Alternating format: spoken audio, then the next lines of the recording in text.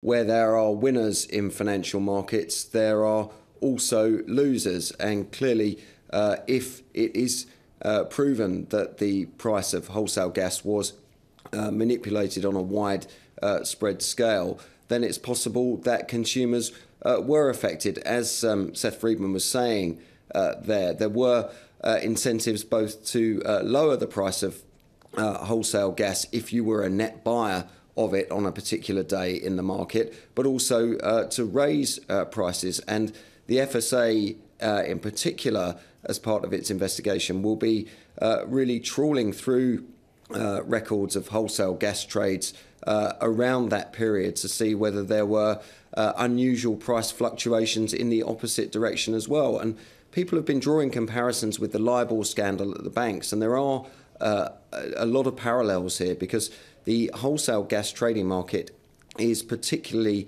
opaque. In fact, it's even more opaque in some ways than the mechanisms used to set LIBOR.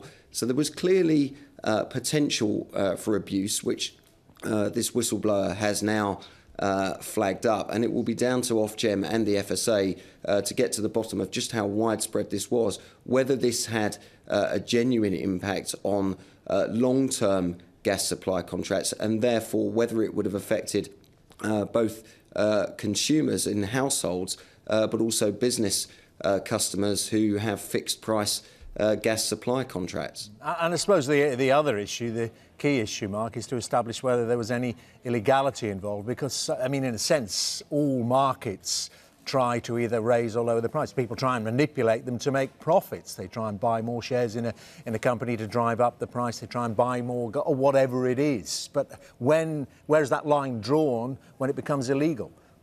Well, as we saw over the summer with LIBOR, Dermot, I think it was astonishing to almost everybody that attempting to manipulate the benchmark interest rate LIBOR wasn't at that stage a criminal offence, and it is now being made a criminal offence. In the energy market, a similar blurring of the boundaries exists, and that's something that Ed Davey, I think, will come under pressure, the Climate Change and Energy Secretary, to talk about in his statement today, because there clearly, if there was abuse on a grand scale, needs to be a toughening of the rules to make sure that this sort of practice is illegal and that consumers are not adversely affected, as they appear to have been in other financial markets.